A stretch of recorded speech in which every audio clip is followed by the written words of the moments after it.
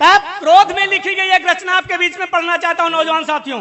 और अगर उस क्रोध की रचना आप सुनना चाहते हैं तो सिर्फ 2 पंक्तियां पढ़ूंगा और उन 2 पंक्तियों में अगर आपका समर्थन मिल गया तो मैं रचना यही पढ़ूंगा, नहीं तो मेरे पास बहुत सारी रचनाएं हैं। लिपट तिरंगे में सरहद से बेटे जब घर आते हैं। 2 पंक्तियों से परीक्षण करना चाहता हूं। फिर ये वीरस का कवि लोग मुझे कहते हैं, लेकिन मैं तो आक्रोश का कवि हूं, मैं क्रोध का कवि हूं। अगर मुझे क्रोध में पढ़ने का अधिकार आप दे रहे हैं तो दीजिए। लिपट तिरंगे में सरहद से, लिपट तिरंगे में सरहद से बेटे जब घर आते हैं, लिपट तिरंगे में सरहद से बेटे जब घर आते हैं, तब कविता के अक्षर अक्षर में शोले भर जाते हैं।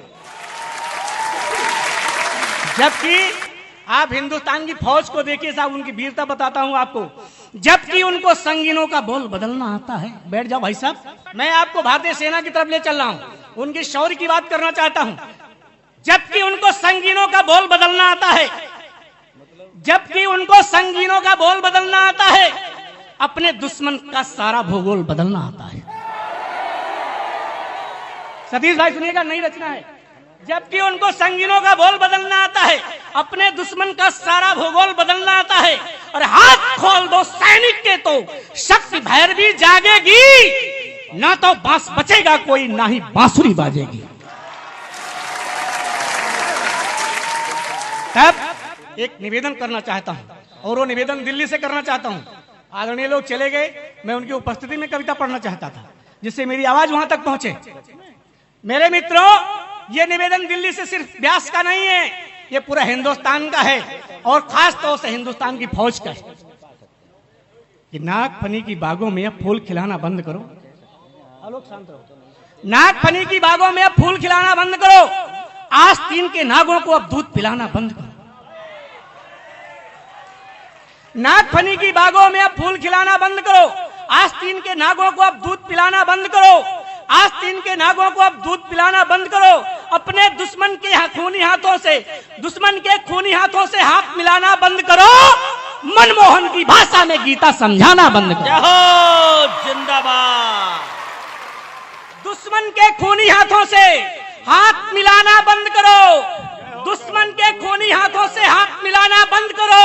मनमोहन की भाषा में गीता समझाना बंद करो, और भैंस के आगे बीन बजाना बंद करो। दिल्ली वालों, भैंस के आगे बीन बजाना बंद करो। दिल्ली वालों, सरहद पर अब शीश कटाना बंद करो। दिल्ली वालों,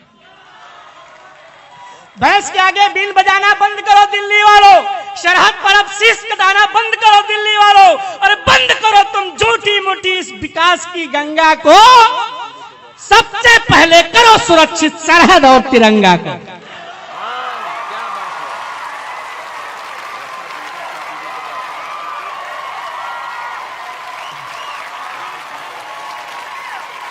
सबसे पहले करो सुरक्षित सरहद और तिरंगा। बहुत बहुत धन्यवाद मेरे मित्रों। आपको मैं एक यात्रा कराना चाहता हूं। मैं पटेल की रचना तो मैं पढ़ नहीं सकता हूं, आज बहुत उसमें नहीं, पटेल की रचना नहीं पढ़ोगे तो कार्यक्रम अधूरा माना जाएगा। आप बताओ, पढ़नी चाहिए कि नहीं? तो हाथ उठा के समर्थन करो। मेरे प्यारे मित्रों, ये रचना सुन लीजिए जो मैं पढ़ रहा हूं। अगर आप कहेंगे उस समय रहेगा, कभी कहेंगे तो मैं पढ़ दूंगा, नहीं तो ये रचना जो मैं पढ़ रहा हूं ये मेरे मन की रचना है।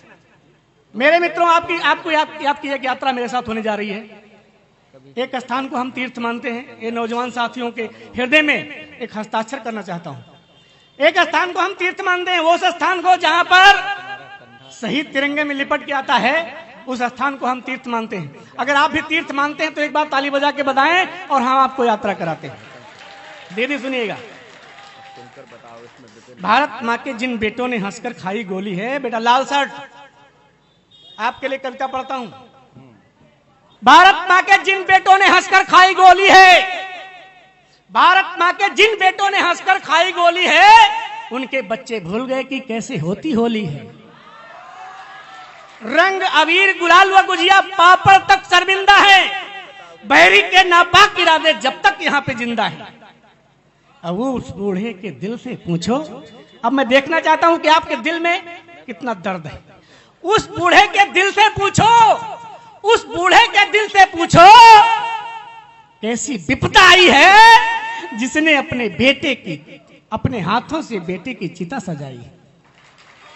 उस बूढ़े के दिल से पूछो कैसी विपदा आई है जिसने अपने हाथों से बेटे की चिता सजाई है। हर शहीद के विधवा की जो अंतस की अभिलाषा है। पूरी कविता की सबसे अच्छी पंक्ति सौंप रहा हूं सतीश भाई, स्वागत है।